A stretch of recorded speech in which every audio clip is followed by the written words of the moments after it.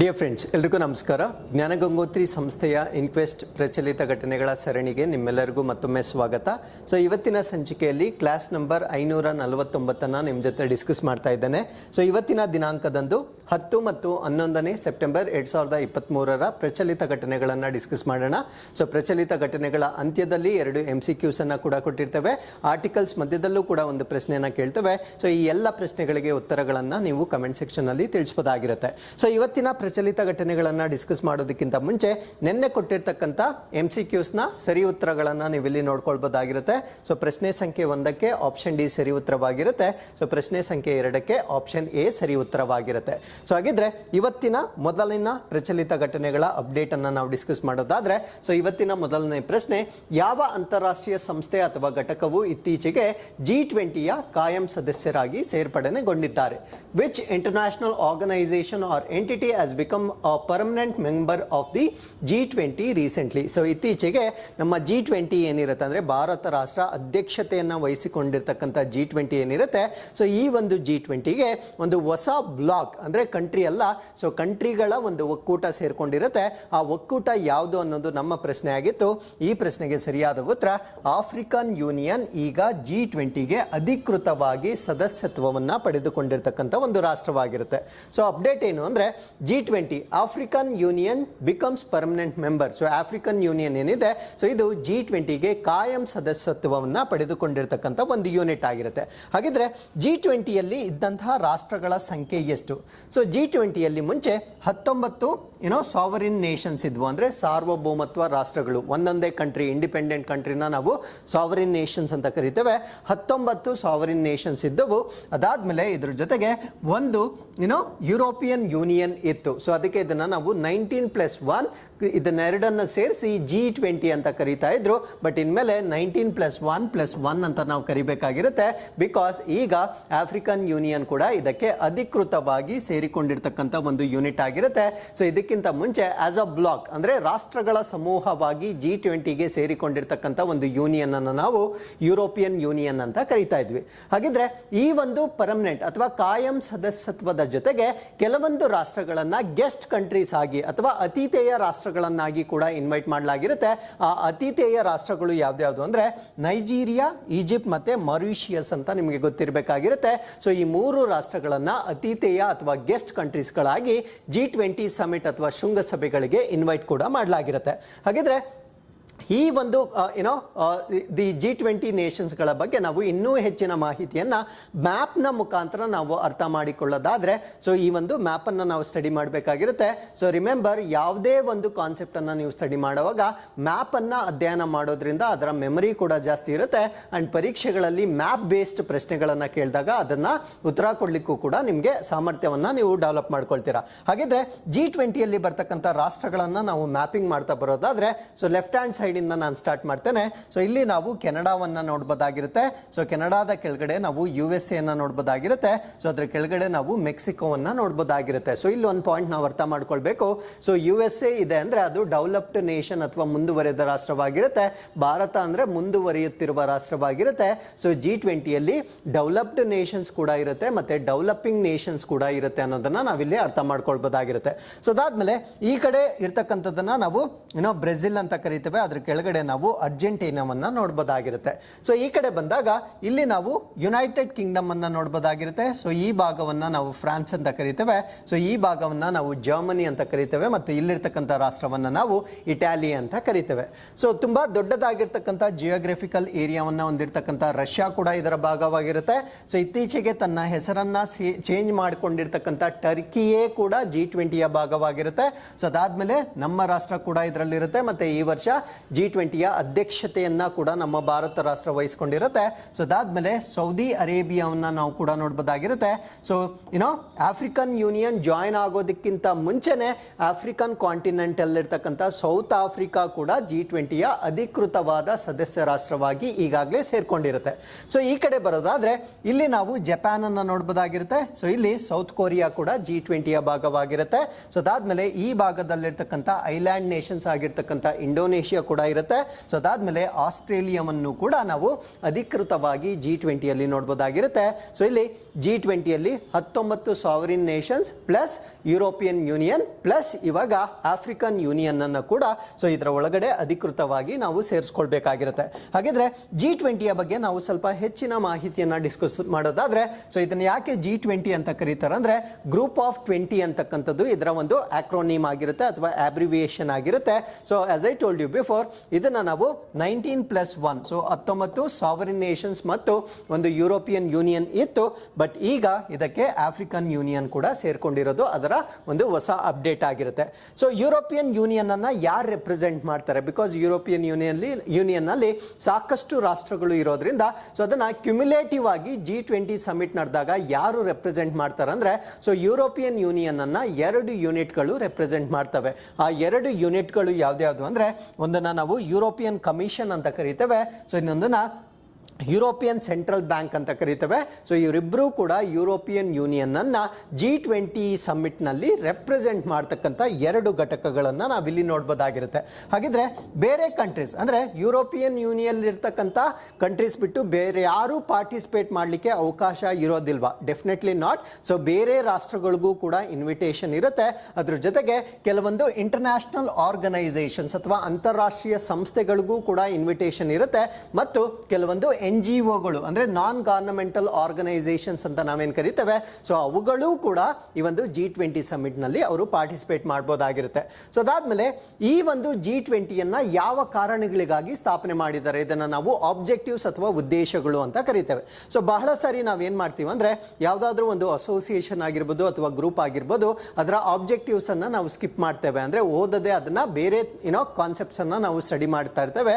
But ಇತ್ತೀಚೆಗೆ ನಡೆದಿರ್ತಕ್ಕಂಥ CAPF examination ಅಲ್ಲಿ ಸಾರ್ಕ್ ನ ಉದ್ದೇಶಗಳು ಅಂದ್ರೆ ಸಾರ್ಕ್ ಯೂನಿಟ್ ಏನಿರುತ್ತೆ ಅಥವಾ ಸಾರ್ಕ್ ಗ್ರೂಪ್ ಏನಿರುತ್ತೆ ಅದರ ಆಬ್ಜೆಕ್ಟಿವ್ಸ್ ಏನು ಅಂತ ಪ್ರಶ್ನೆ ಕೇಳಿದ್ರು. ಸೊ ದಯವಿಟ್ಟು ಆಬ್ಜೆಕ್ಟಿವ್ಸ್ ಅನ್ನ ಕೂಡ ಓದ್ಕೊಳ್ಳಿಕ್ಕೆ ಸ್ಟಾರ್ಟ್ ಮಾಡಿ. ಬಿಕಾಸ್ ಮುಂದೆ ಬರ್ತಕ್ಕಂಥ ಪರೀಕ್ಷೆಗಳಲ್ಲಿ ಆಬ್ಜೆಕ್ಟಿವ್ಸ್ ಮೇಲೆ ಕೂಡ ಪ್ರಶ್ನೆಗಳು ಬರ್ತಕ್ಕಂಥ ಸಾಧ್ಯತೆ ಇರುತ್ತೆ. ಹಾಗಿದ್ರೆ G20ಯನ್ನ ಯಾವ ಕಾರಣಗಳಿಗಾಗಿ ಸ್ಥಾಪನೆ ಮಾಡಲಾಗಿತ್ತು ಅಥವಾ ಇದರ ಆಬ್ಜೆಕ್ಟಿವ್ಸ್ ಅಥವಾ ಉದ್ದೇಶಗಳೇನು ಅಂತ ಪ್ರಶ್ನೆ ಕೇಳಿದಾಗ, ಮೇಜರ್ಲಿ ಈ ಗ್ಲೋಬಲ್ ಎಕಾನಮಿ ಅಂತ ನಾವೇನ್ ಕರಿತೇವೆ ಅಂದ್ರೆ ಜಾಗತಿಕ ಆರ್ಥಿಕತೆ ಏನಿರುತ್ತೆ, ಸೊ ಅದರ ಬಗ್ಗೆ ಚರ್ಚೆಗಳನ್ನ ಮಾಡತಕ್ಕಂಥ ಒಂದು ವೇದಿಕೆ ಆಗಿರುತ್ತೆ. ಸೊ ಅದಾದ್ಮೇಲೆ ಇಂಟರ್ನ್ಯಾಷನಲ್ ಫಿನಾನ್ಷಿಯಲ್ ಸ್ಟೆಬಿಲಿಟಿ ಅಥವಾ ಅಂತಾರಾಷ್ಟ್ರೀಯ ಹಣಕಾಸಿನ ಸ್ಥಿರತೆ ಅಂತ ನಾವೇನು ಕರಿತೇವೆ, ಸೊ ಅದರ ಬಗ್ಗೆ ಚರ್ಚೆ ಮಾಡ್ತಕ್ಕಂಥ ವೇದಿಕೆ ಆಗಿರುತ್ತೆ. ಅದಾದ್ಮೇಲೆ ಕ್ಲೈಮೇಟ್ ಚೇಂಜ್ ಮಿಟಿಗೇಷನ್ ಅಂತ ಕರಿತೇವೆ. ಅಂದರೆ ಇತ್ತೀಚೆಗೆ ಆಗ್ತಾ ಇರ್ತಕ್ಕಂಥ ಹವಾಮಾನ ಬದಲಾವಣೆಯನ್ನು ನಾವು ಹೇಗೆ ಕಡಿಮೆ ಮಾಡ್ತಕ್ಕಂಥದ್ದು ಇದ್ರ ಮೇಲೆ ಚರ್ಚೆ ಮಾಡಲಾಗುತ್ತೆ. ಸೊ ಎಲ್ಲದಕ್ಕಿಂತ ಮುಖ್ಯವಾಗಿ ಈ ಸಸ್ಟೈನಬಲ್ ಡೆವಲಪ್ಮೆಂಟ್ ಅಥವಾ ಸುಸ್ಥಿರ ಅಭಿವೃದ್ಧಿ ಅಂತ ನಾವೇನು ಹೇಳ್ತೇವೆ, ಸೊ ಇದರ ಬಗ್ಗೆ ಚರ್ಚೆ ಮಾಡ್ತಕ್ಕಂಥ ಒಂದು ಅಂತಾರಾಷ್ಟ್ರೀಯ ಅಥವಾ ಸರ್ಕಾರಗಳ ನಡುವೆ ಇರತಕ್ಕಂಥ ಒಂದು ವೇದಿಕೆ ಆಗಿರುತ್ತೆ. ಸೊ ಈ ಒಂದು G20 ಏನಿರುತ್ತೆ, ಸೊ ಇದರ ಗಾತ್ರವನ್ನು ನಾವು ನೋಡೋದಾದ್ರೆ, ಗಾತ್ರ ಅಂದರೆ ಏನು ಸರ್? ಗಾತ್ರ ಅಂದರೆ ಒಟ್ಟು ರಾಷ್ಟ್ರಗಳು, ಅದು ಸಾವರಿನ್ ನೇಷನ್ ಆಗಿರ್ಬೋದು, ಯುರೋಪಿಯನ್ ಯೂನಿಯನ್ ಆಗಿರ್ಬೋದು ಅಥವಾ ಆಫ್ರಿಕನ್ ಯೂನಿಯನ್ ಆಗಿರ್ಬೋದು, ಇಷ್ಟೂ ರಾಷ್ಟ್ರಗಳನ್ನು ನಾವು ಒಟ್ಟಿಗೆ ಸೇರಿಸ್ಕೊಂಡಾಗ ಆ ಒಂದು GDP ಅಂತ ನಾವೇನು ಕರಿತೀವಿ ಅಂದರೆ ಗ್ರಾಸ್ ಡೊಮೆಸ್ಟಿಕ್ ಪ್ರಾಡಕ್ಟ್ ಅನ್ನು ನಾವು ಇಂಟರ್ನ್ಯಾಷನಲಿ ಅಂದರೆ ಎಲ್ಲ ರಾಷ್ಟ್ರಗಳನ್ನು ಸೇರಿಸ್ಕೊಂಡಾಗ ನಾವು ಗ್ರಾಸ್ ವರ್ಲ್ಡ್ ಪ್ರೊಡಕ್ಷನ್ ಅಂತ ಕರಿತೇವೆ. ಸೊ ಅದರಲ್ಲಿ ಇಷ್ಟು ರಾಷ್ಟ್ರಗಳ ಪರ್ಸೆಂಟೇಜ್ ಎಷ್ಟಿರುತ್ತೆ, ಅದಾದ್ಮೇಲೆ ಇಷ್ಟು ರಾಷ್ಟ್ರಗಳ ಅಂತಾರಾಷ್ಟ್ರೀಯ ವ್ಯಾಪಾರ ಇಂಟರ್ನ್ಯಾಷನಲ್ ಟ್ರೇಡ್ ಎಷ್ಟಿರುತ್ತೆ, ಇಷ್ಟು ರಾಷ್ಟ್ರಗಳ ಜಿಯೋಗ್ರಫಿಕಲ್ ಏರಿಯಾ ಎಷ್ಟಿರುತ್ತೆ. ಸೊ ಯಾಕೆ ಇದನ್ನು ನಾವು ತಿಳ್ಕೊಳ್ಬೇಕಂದ್ರೆ ಆ ಒಂದು ಒಕ್ಕೂಟದ ಒಂದು ಪವರ್ ಅಥವಾ ಅದರ ಸ್ಟ್ರೆಂತ್ ಎಷ್ಟಿರುತ್ತೆ ಅನ್ನೋದನ್ನ ನಾವು ಈ ಅಂಕಿ ಅಂಶಗಳಿಂದ ತಿಳ್ಕೊಳ್ಬರಾಗಿರುತ್ತೆ.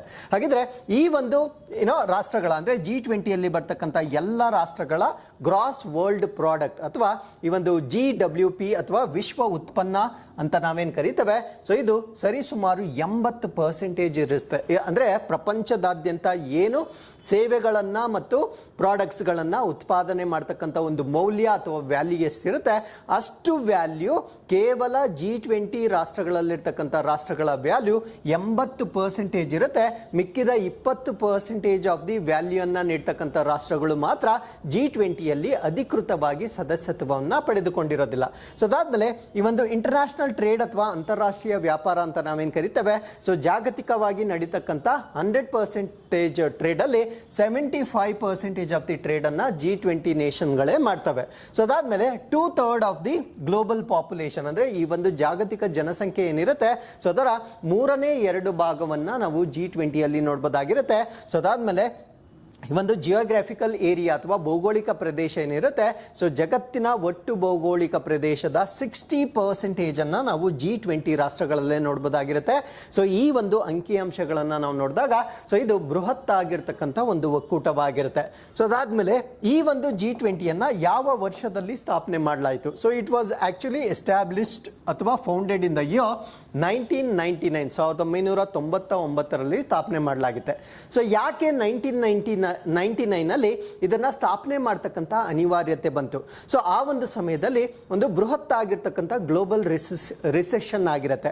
ಆ ಒಂದು ರಿಸೆಷನ್ ಅನ್ನ ಓವರ್ಕಮ್ ಮಾಡಲಿಕ್ಕೆ ರಾಷ್ಟ್ರಗಳ ಮಧ್ಯೆ ಒಂದು ಅಂಡರ್ಸ್ಟ್ಯಾಂಡಿಂಗ್ ಅಥವಾ ಒಂದು ಚರ್ಚೆ ನಡಿಬೇಕಾಗಿರುತ್ತೆ.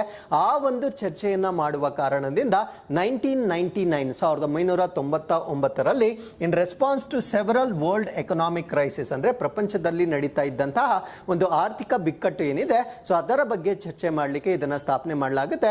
ಸೊ ಕ್ರಮೇಣವಾಗಿ ಆರ್ಥಿಕತೆ ಒಂದೇ ನಮ್ಮ ಸರ್ವೈವಲ್ಗೆ ಇಂಪಾರ್ಟೆಂಟ್ ಆಗೋದಿಲ್ಲ, ನಮ್ಮ ಪರಿಸರ ಕೂಡ ಇಂಪಾರ್ಟೆಂಟ್ ಆಗಿರುತ್ತೆ. ಸೊ ಆ ಒಂದು ಕಾರಣದಿಂದ ನಂತರದ ದಿನಾಂಕಗಳಲ್ಲಿ ಎನ್ವೈರನ್ಮೆಂಟ್ ಸಂಬಂಧಪಟ್ಟಂತೆ, ಸಸ್ಟೈನಬಲ್ ಡೆವಲಪ್ಮೆಂಟ್ಗೆ ಸಂಬಂಧಪಟ್ಟಂತೆ ಬೇರೆ ಬೇರೆ ಆಬ್ಜೆಕ್ಟಿವ್ಸ್ ಅನ್ನ ಕೂಡ ಈ ಒಂದು G20 ಒಳಗಡೆ ಸೇರಿಸಿಕೊಳ್ಳಲಾಗುತ್ತೆ. ಸೊ ಈ ಒಂದು ಆರ್ಟಿಕಲ್ ಜೊತೆಗೆ ಈಗ ಹೊಸದಾಗಿ ಜಾಯ್ನ್ ಆಗಿರ್ತಕ್ಕಂಥ ಆಫ್ರಿಕನ್ ಯೂನಿಯನ್ ಬಗ್ಗೆ ಕೂಡ ಹೆಚ್ಚಿನ ಮಾಹಿತಿಯನ್ನು ನಾವು ಡಿಸ್ಕಸ್ ಮಾಡ್ತಾ ಬರೋಣ. ಸೊ ಆಫ್ರಿಕನ್ ಯೂನಿಯನ್ ಒಂದು ಕಾಂಟಿನೆಂಟಲ್ ಯೂನಿಯನ್ ಆಗಿರುತ್ತೆ, ಅಂದ್ರೆ ಒಂದು ಖಂಡ ಏನಿರುತ್ತೆ ಆ ಖಂಡದ ಒಳಗಡೆ ಇರತಕ್ಕಂಥ ರಾಷ್ಟ್ರಗಳ ಒಂದು ಒಕ್ಕೂಟವಾಗಿರುತ್ತೆ. ಸೊ ಇದರಲ್ಲಿರ್ತಕ್ಕಂಥ ಒಟ್ಟು ರಾಷ್ಟ್ರಗಳ ಸಂಖ್ಯೆ ಎಷ್ಟು ಅಂತ ಕೇಳಿದಾಗ 55 ರಾಷ್ಟ್ರಗಳನ್ನ ನಾವು ಆಫ್ರಿಕನ್ ಯೂನಿಯನ್ ನಲ್ಲಿ ನೋಡಬಹುದಾಗಿರುತ್ತೆ. ಹಾಗಿದ್ರೆ ಇದನ್ನ ಯಾವಾಗ ಸ್ಥಾಪನೆ ಮಾಡಿದ್ರು ಅಂತ ಪ್ರಶ್ನೆ ಕೇಳ್ತಾರೆ. ಸೊ ಇಲ್ಲಿ 2 ದಿನಾಂಕಗಳನ್ನ ನೀವು ಜ್ಞಾಪಕ ಇಟ್ಕೊಳ್ಬೇಕಾಗಿರುತ್ತೆ.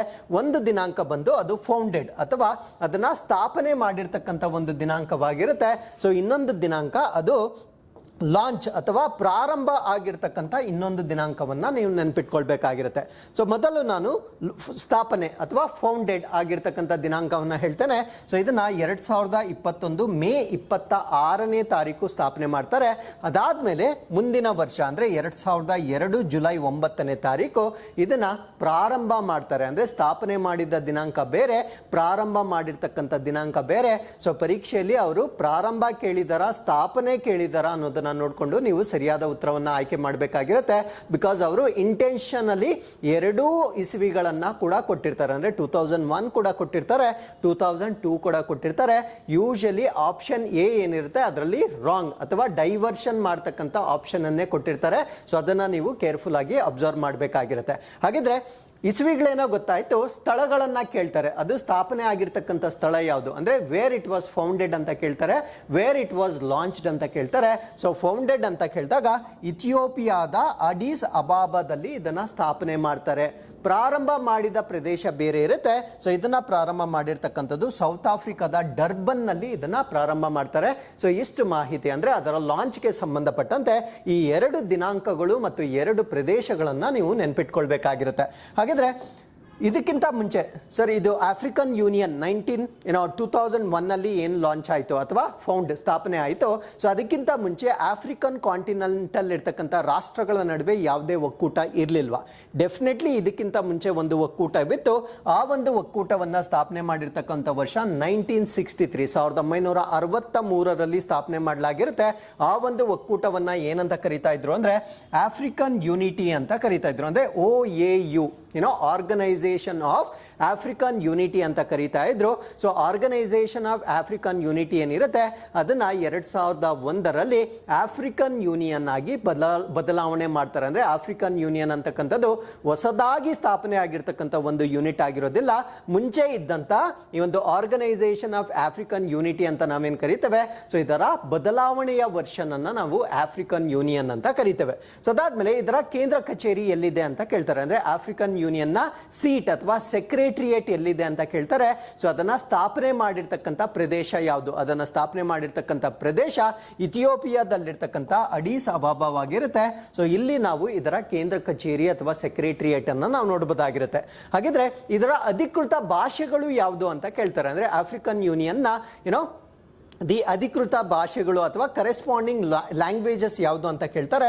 ಸೊ ಇದರ ಅಧಿಕೃತ ಭಾಷೆಗಳು ಅರೇಬಿಕ್ ಇರುತ್ತೆ, ಇಂಗ್ಲಿಷ್ ಇರುತ್ತೆ, ಫ್ರೆಂಚ್ ಇರುತ್ತೆ, ಪೋರ್ಚುಗೀಸ್, ಸ್ಪ್ಯಾನಿಷ್ ಮತ್ತು ಸ್ವಾಹಿಲಿ ಅಂತ ನಾವು ಕರಿತೇವೆ. ಸೊ ಇಷ್ಟು ಭಾಷೆಗಳನ್ನು ಆಫ್ರಿಕನ್ ಯೂನಿಯನಲ್ಲಿ ಬರ್ತಕ್ಕಂಥ ಕಮ್ಯುನಿಕೇಷನ್ ಅಥವಾ ಅಡ್ಮಿನಿಸ್ಟ್ರೇಟಿವ್ ಲ್ಯಾಂಗ್ವೇಜಸ್ ಆಗಿ ನಾವಿಲ್ಲಿ ನೋಡ್ಬೋದಾಗಿರುತ್ತೆ. ಸೊ ಇಲ್ಲಿಗೆ ನಾವು ಎರಡನೇ ಪ್ರಶ್ನೆಗೆ ಮೂವ್ ಆಗ್ತಾ ಇದ್ದೇವೆ. ಸೊ ಎರಡನೇ ಪ್ರಶ್ನೆ ಕೂಡ ಈ G20 ಸಮಿಟ್ನ ಒಂದು ಔಟ್ಕಮ್ ಆಗಿರುತ್ತೆ. ಆ ಪ್ರಶ್ನೆ ಏನು ಅಂದರೆ G20 ನಲ್ಲಿ ಜೈವಿಕ ಇಂಧನಗಳ ಮೇಲೆ ಜಾಗತಿಕ ಸಹಯೋಗವನ್ನ ಉತ್ತೇಜಿಸಲು ಅಂತಾರಾಷ್ಟ್ರೀಯ ಮೈತ್ರಿಯನ್ನ ಇತ್ತೀಚೆಗೆ ಪ್ರಾರಂಭಿಸಲಾಯಿತು. ಸೊ ಅದರ ಹೆಸರೇನು ಅಂತಕ್ಕಂಥದ್ದು ನಮ್ಮ ಪ್ರಶ್ನೆ ಆಗಿರುತ್ತೆ. Which international alliance was recently launch to promote global collaboration on biofuels at G20 ಅಂದರೆ ನಮ್ಮ ಭಾರತ ದೇಶ ಬೈ 2025 2025 ವೇಳೆಗೆ ನಾವು ಬಳಕೆ ಮಾಡ್ತಾ ಇರ್ತಕ್ಕಂಥ ಇಂಧನಗಳೇನಿರುತ್ತೆ ಅದರಲ್ಲಿ 20% ಎಥನಾಲ್ನ ಮಿಕ್ಸ್ ಮಾಡ್ತಕ್ಕಂಥ ಒಂದು ಟಾರ್ಗೆಟನ್ನು ಇಟ್ಕೊಂಡಿದ್ದೇವೆ. ಸೊ ಇದರಿಂದ ಏನು ಅನುಕೂಲ ಸರ್? ಸೊ ಇದರಿಂದ ಏನಾಗುತ್ತೆ ಅಂದರೆ ಒಂದು ಕಾಸ್ಟ್ ಆಫ್ ದಿ ಫ್ಯೂಯಲ್ ಕಡಿಮೆ ಆಗುತ್ತೆ, ಎರಡು ಅದು ಮಾಡ್ತಕ್ಕಂಥ ಒಂದು ಪೊಲ್ಯೂಷನ್ ಅಥವಾ ಜಾಗತಿಕ ತಾಪಮಾನವನ್ನು ನಾವು ಕಡಿಮೆ ಮಾಡ್ಬೋದಾಗಿರುತ್ತೆ. ಸೊ ಹಾಗಿದ್ರೆ ಇಷ್ಟು ಬಯೋ ಎಥನಾಲ್ನ ನಾವು ಪ್ರೊಡ್ಯೂಸ್ ಮಾಡಬೇಕಾಗಿದ್ರೆ ಸಾಕಷ್ಟು ಟೆಕ್ನಾಲಜಿಕಲ್ ಸಪೋರ್ಟ್ ಬೇಕಾಗಿರುತ್ತೆ ಅಥವಾ ಹೊಸ ತಂತ್ರಜ್ಞಾನಗಳನ್ನು ನಾವು ಇನ್ವೆಂಟ್ ಮಾಡಬೇಕಾಗಿರುತ್ತೆ. ಸೊ ಅಷ್ಟನ್ನು ಒಂದೇ ರಾಷ್ಟ್ರ ಮಾಡಲಿಕ್ಕೆ ಕಷ್ಟ ಆಗುತ್ತೆ. ಸೊ ಇದರಿಂದ ನಾವು ಬೇರೆ ದೇಶಗಳಿಂದ ಟೆಕ್ನಾಲಜಿ ಟ್ರಾನ್ಸ್ಫರ್ ಅಥವಾ ತಂತ್ರಜ್ಞಾನದ ವಿನಿಮಯವನ್ನು ನಾವು ಮಾಡ್ಕೊಳ್ಬೋದಾಗಿರುತ್ತೆ. ಸೊ ಇದನ್ನು ವಿನಿಮಯ ಮಾಡ್ಕೊಳ್ಳಿಕ್ಕೆ ಒಂದು ಒಕ್ಕೂಟ ಇರಬೇಕು. ಆ ಒಂದು ಒಕ್ಕೂಟವನ್ನು ಈಗ G20 ಸಮಿಟಲ್ಲಿ ಪ್ರಾರಂಭ ಮಾಡಿರ್ತಾರೆ. ಆ G20 ಸಮಿಟಲ್ಲಿ ಬಯೋ ಪ್ರಾಡಕ್ಟ್ಸ್ ಅಥವಾ ಈ ಒಂದು ಜೈವಿಕ ಇಂಧನ ಅಥವಾ ಬಯೋಫ್ಯೂಯಲ್ಸ್ ಅಂತ ನಾವೇನು ಕರಿತೇವೆ. ಸೊ ಇದಕ್ಕೆ ಸಂಬಂಧಪಟ್ಟಂತೆ ಯಾವ ಒಂದು ಯೂನಿಟ್ ಅನ್ನ ಅಥವಾ ಘಟಕವನ್ನ ಸ್ಥಾಪನೆ ಮಾಡಿದ್ದಾರೆ ಅಂತಕ್ಕಂಥದ್ದು ನಮ್ಮ ಪ್ರಶ್ನೆ ಆಗಿತ್ತು. ಸೊ ಈ ಪ್ರಶ್ನೆಗೆ ಸರಿಯಾದ ಉತ್ತರ ಜಾಗತಿಕ ಜೈವಿಕ ಇಂಧನ ಒಕ್ಕೂಟ ಅಥವಾ ಗ್ಲೋಬಲ್ ಬಯೋಫ್ಯೂಯಲ್ ಅಲಯನ್ಸ್ ಅಥವಾ GBA ಅಂತ ಕರಿತೇವೆ. ಸೊ ಇದು ಕೂಡ G20ಯ ಒಂದು ಔಟ್ಕಮ್ ಆಗಿರುತ್ತೆ. ಸೊ ಈ ಒಂದು ಆರ್ಟಿಕಲ್ ಅಲ್ಲಿ ನಾವು ಗ್ಲೋಬಲ್ ಬಯೋಫ್ಯೂಯಲ್ ಅಲಯನ್ಸ್ ಅಥವಾ ಜಾಗತಿಕ ಜೈವಿಕ ಇಂಧನ ಒಕ್ಕೂಟದ ಬಗ್ಗೆ ಸಂಪೂರ್ಣ ಮಾಹಿತಿಯನ್ನು ಡಿಸ್ಕಸ್ ಮಾಡೋಣ. ಈ ಜಾಗತಿಕ ಜೈವಿಕ ಇಂಧನ ಒಕ್ಕೂಟ ಎಲ್ಲಿ ಪ್ರಾರಂಭ ಆಯಿತು ಅಂತ ನಿಮಗೆ ಪ್ರಶ್ನೆ ಕೇಳಿದಾಗ G20 ಸಮಿಟ್ ಅನ್ನೋದು ನಿಮಗೆ ಚೆನ್ನಾಗಿ ನೆನಪಿರಬೇಕಾಗಿರುತ್ತೆ.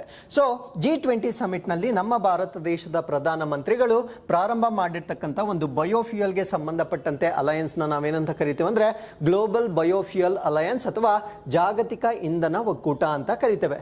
ಸೊ ಈ ಒಂದು ಒಕ್ಕೂಟ ಭಾರತ ರಾಷ್ಟ್ರ G20ಯ ಚೇರ್ ಅಥವಾ ಅಧ್ಯಕ್ಷತೆಯನ್ನ ವಹಿಸಿಕೊಂಡಿರ್ತಕ್ಕಂಥ ಒಂದು ಸಮಯದಲ್ಲಿ ಮಾಡಿರ್ತಕ್ಕಂಥ ಒಂದು ಇನಿಷಿಯೇಟಿವ್ ಆಗಿರುತ್ತೆ.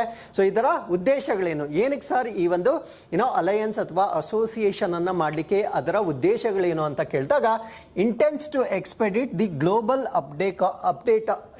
ಅಪ್ಟೇಕ್ ಆಫ್ ಬಯೋಫ್ಯೂಯಲ್ಸ್ ಅಂದ್ರೆ ಈ ಒಂದು ಜೈವಿಕ ಇಂಧನಗಳೇನಿದ್ದಾವೆ ಸೊ ಅದನ್ನ ನಾವು ಇವಾಗ ಫುಲ್ ಫ್ಲೆಜ್ಡ್ ಆಗಿ ಯೂಸ್ ಮಾಡ್ತಾ ಇಲ್ಲ.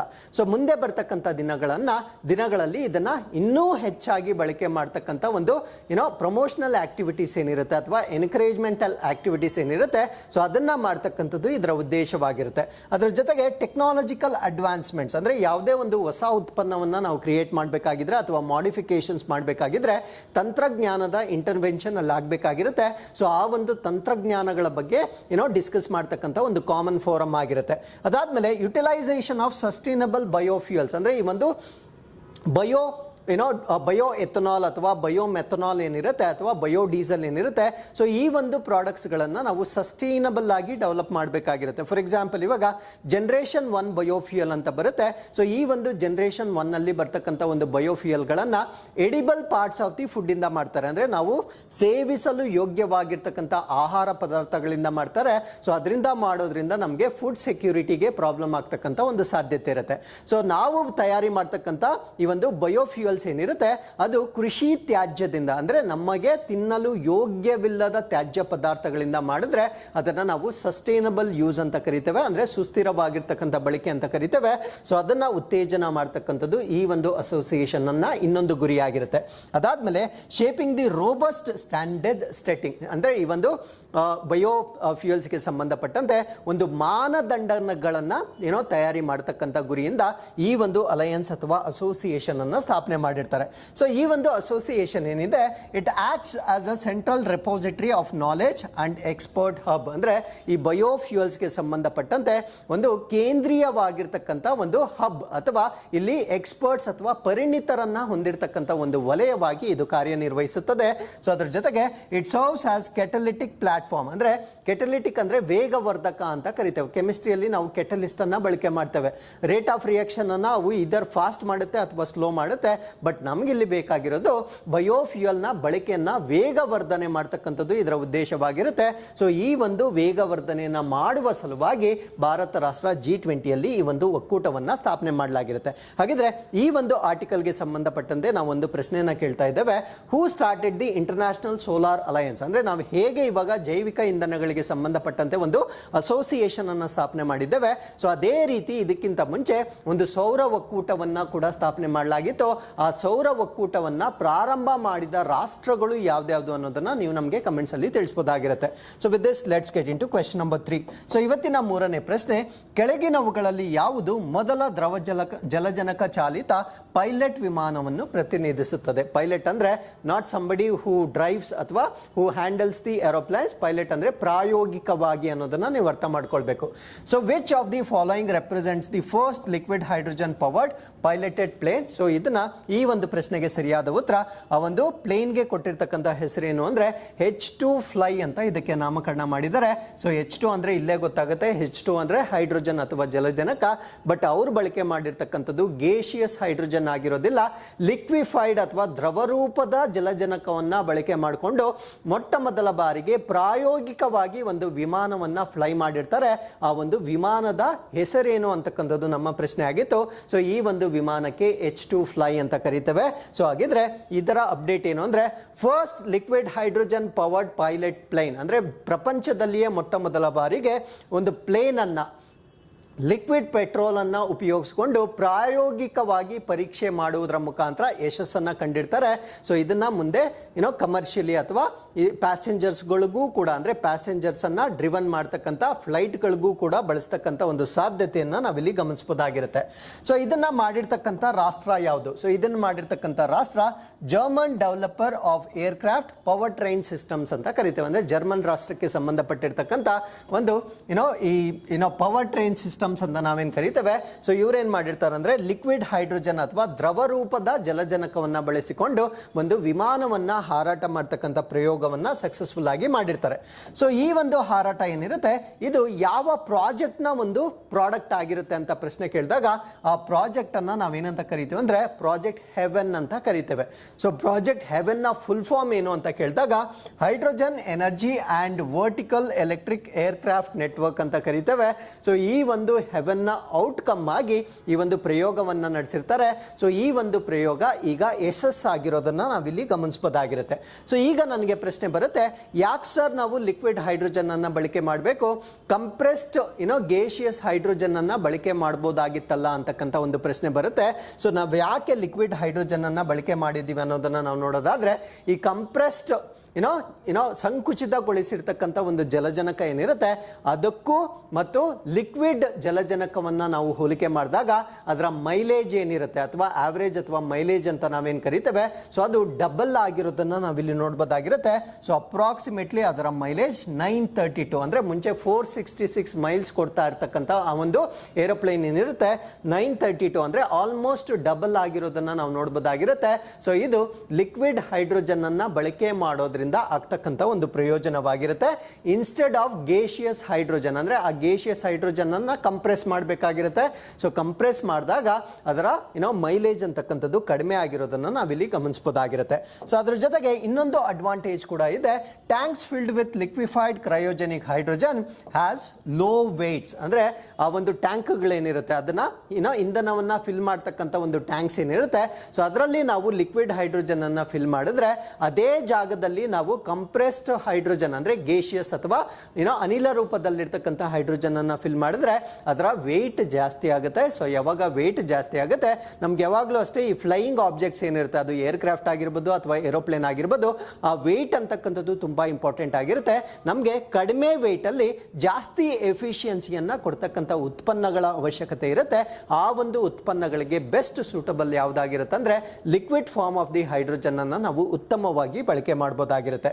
So with this let's get in to question number 4. So 4ನೇ ಪ್ರಶ್ನೆ, ತಡೆರಹಿತ ಮತ್ತು ಅನುಕೂಲಕರ ಗ್ರಾಹಕರ ಪ್ರಯಾಣದ ಅನುಭವವನ್ನು ಸುಗಮಗೊಳಿಸಲು ನೇಷನ್ ಫಸ್ಟ್ ಟ್ರಾನ್ಸಿಟ್ ಕಾರ್ಡ್ ಅನ್ನು ಯಾರು ಪ್ರಾರಂಭಿಸಿದರು?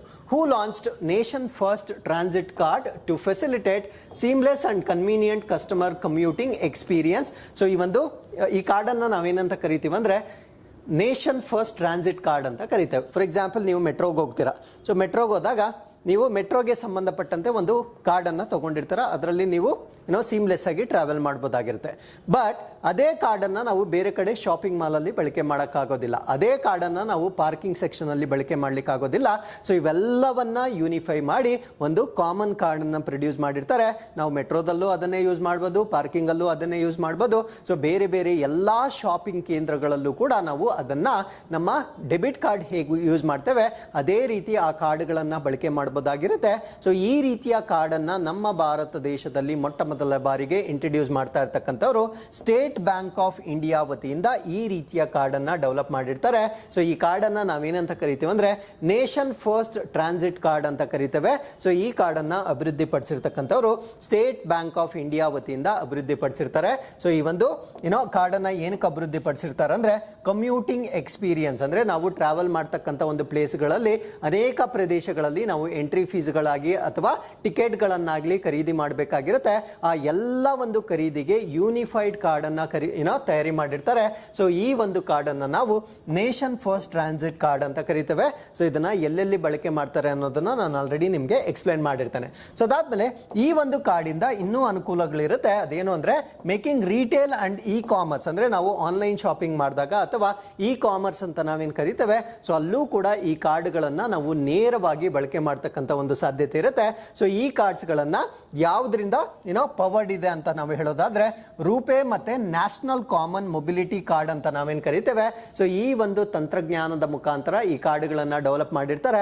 ಸೊ ಈ ಒಂದು ಕಾರ್ಡ್ನ ಅಭಿವೃದ್ಧಿ ಇನ್ನೂ ಒಂದು ಕೇಂದ್ರ ಸರ್ಕಾರದ ಒಂದು ಆಂಬಿಷಿಯಸ್ ವಿಷನ್ ಏನಿರುತ್ತೆ, ಸೊ ಅದರ ಒಂದು ಪ್ಯಾರಲಲ್ ಆಗಿ ಅಥವಾ in line with that ambition ಅಂತ ಕೂಡ ಕರಿಬೋದಾಗಿರುತ್ತೆ. ಸೊ ಕೇಂದ್ರ ಸರ್ಕಾರದ ಆ ಒಂದು ಆಂಬಿಷನ್ ಏನು ಅಂದರೆ ಒನ್ ನೇಷನ್ ಒನ್ ಕಾರ್ಡ್ ಅಂತ ನಾವೇನು ಕರಿತೇವೆ. ಸೊ ಇದರ ರೂಪವಾಗಿ ಕೂಡ ಈ ಕಾರ್ಡನ್ನು ಈಗ ಇಂಟ್ರೊಡ್ಯೂಸ್ ಮಾಡ್ತಿದ್ದಾರೆ. So with this let's get in to question number 5. So ಇವತ್ತಿನ ಪ್ರಶ್ನೆ ಸಂಖ್ಯೆ 5, ಯಾವ ಘಟಕವು ವಿಕಲಾಂಗ ವ್ಯಕ್ತಿಗಳಿಗೆ ವಿಶೇಷ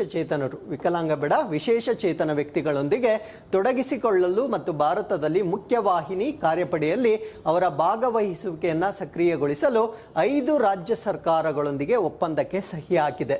which entity has signed a pact with 5 state governments to engage with employable persons with disabilities and enable their participation in the mainstream workforce in India? So ಪ್ರಶ್ನೆಯನ್ನು ಅರ್ಥ ಮಾಡ್ಕೊಳ್ಳಿ. ಫಸ್ಟು ಈ ವಿಶೇಷ ಚೇತನರು ಏನಿರ್ತಾರೆ ಅಂದರೆ ವಿಶೇಷ ಚೇತನರಲ್ಲಿ ಸಾಕಷ್ಟು ಗ್ರೇಡಿಂಗ್ಸ್ ಇರುತ್ತೆ. ಸೊ ಕೆಲವೊಂದು ಗ್ರೇಡಿಂಗ್ಸ್ ಅಲ್ಲಿ ಇರ್ತಕ್ಕಂಥ ವ್ಯಕ್ತಿಗಳು ಎಂಪ್ಲಾಯಬಲ್ ಇರ್ತಾರೆ, ಅಂದರೆ ಅವರು ಉದ್ಯೋಗವನ್ನು ಮಾಡಲು ಶಕ್ತರಿರ್ತಾರೆ. ಸೊ ಕೆಲವೊಂದು ವರ್ಗದವರು ಕಂಪ್ಲೀಟ್ ಹ್ಯಾಂಡಿಕ್ಯಾಪ್ಡ್ ಆಗಿರ್ತಾರೆ, ಅವರು ಉದ್ಯೋಗನ ಮಾಡಲಿಕ್ಕೆ ಶಕ್ತಿಯನ್ನು ಹೊಂದಿರೋದಿಲ್ಲ.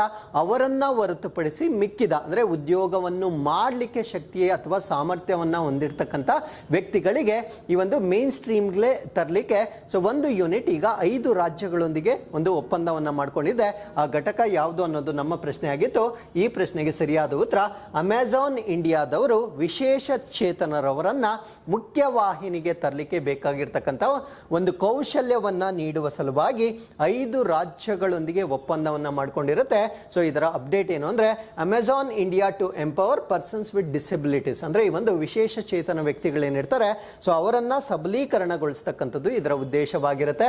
ಸೊ ಈ ಒಂದು ಉದ್ದೇಶದಿಂದ 5 ರಾಜ್ಯಗಳೊಂದಿಗೆ ಸಹಿ ಮಾಡಿಕೊಂಡಿರ್ತಕ್ಕಂಥ ಭಾರತ ದೇಶದ ರಾಜ್ಯಗಳೊಂದಿಗೆ ಸಹಿ ಮಾಡಿಕೊಂಡಿರ್ತಕ್ಕಂಥ ಒಂದು ಇ ಕಾಮರ್ಸ್ ಅನ್ನು ನಾವು ಅಮೆಜಾನ್ ಇಂಡಿಯಾ ಅಂತ ಕರಿತೇವೆ.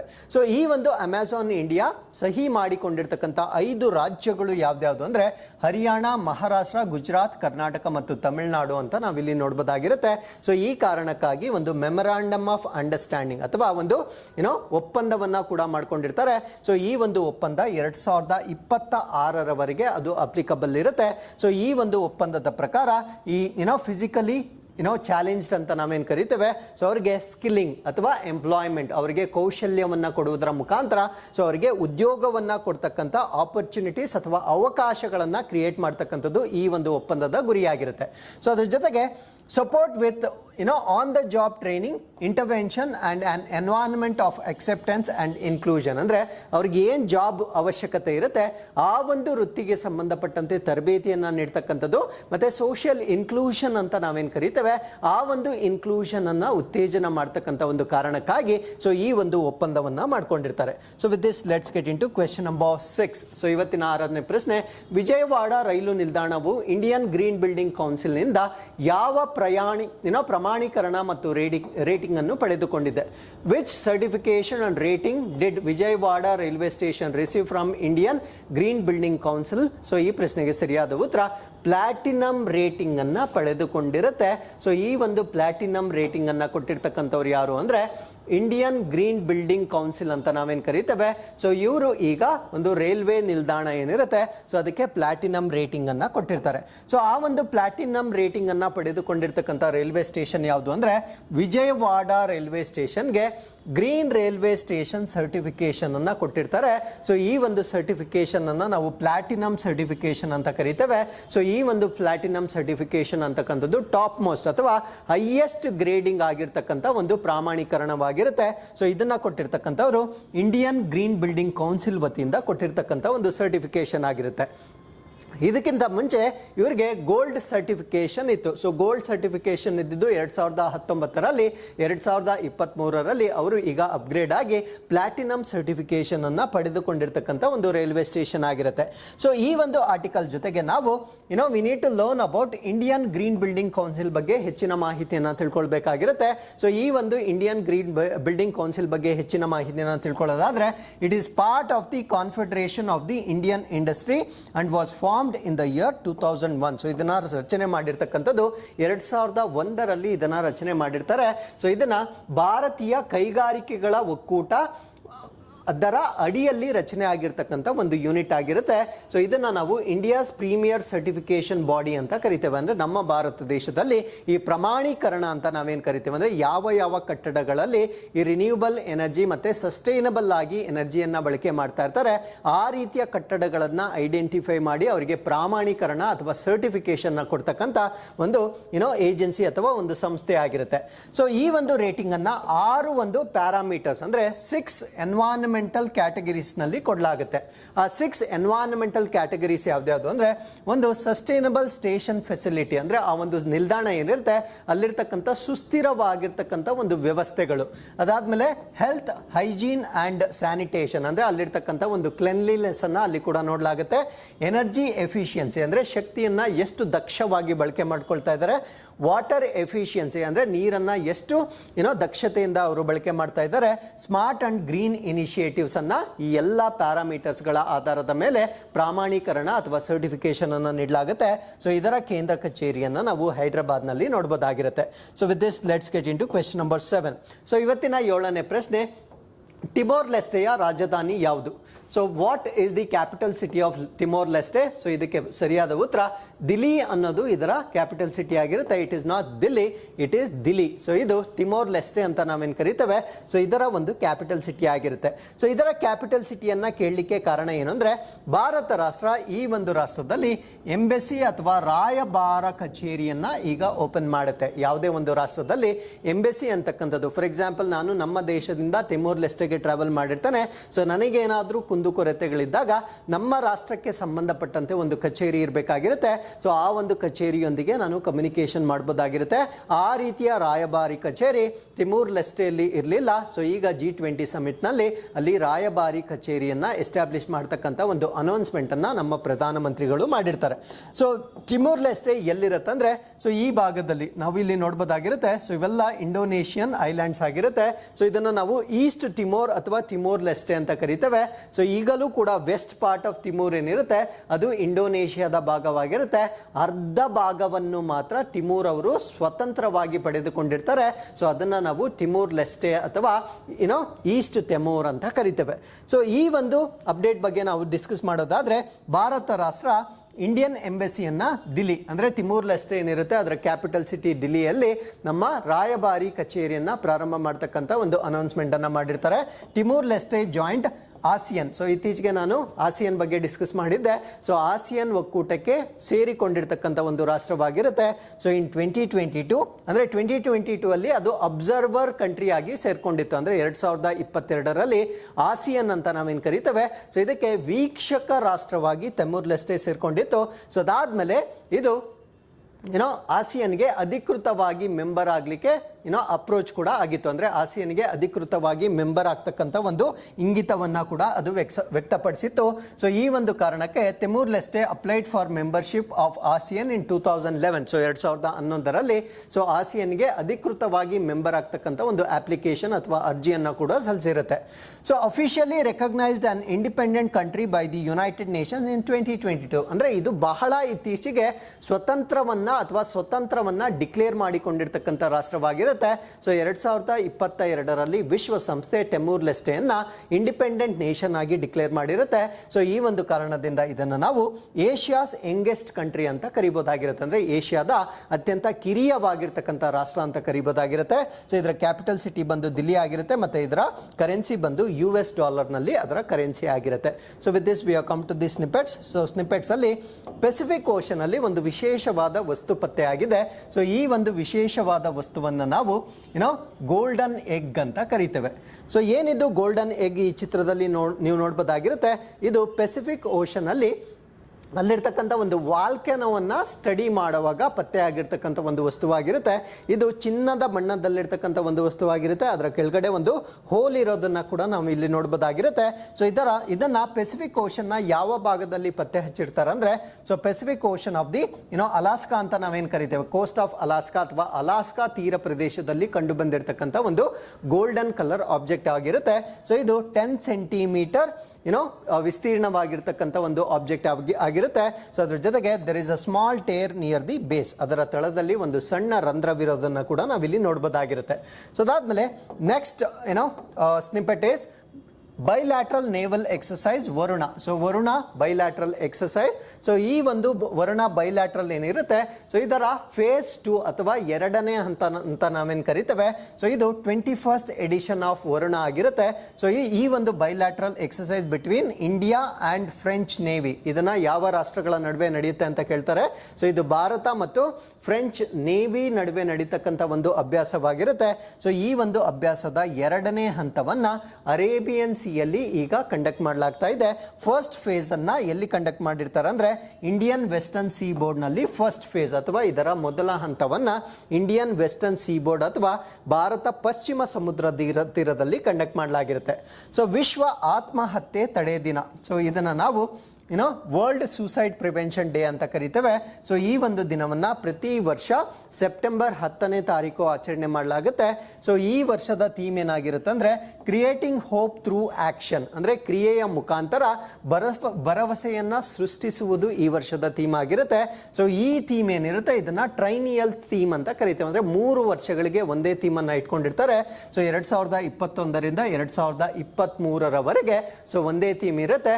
ಸೊ ಮುಂದಿನ ವರ್ಷ ಈ ಒಂದು ಥೀಮನ್ನು ಬದಲಾವಣೆ ಮಾಡಲಾಗುತ್ತೆ. ಸೊ ಇಲ್ಲಿಗೆ ಇವತ್ತಿನ ಎಲ್ಲ ಪ್ರಚಲಿತ ಘಟನೆಗಳು ಕಂಪ್ಲೀಟ್ ಆಗಿರುತ್ತೆ.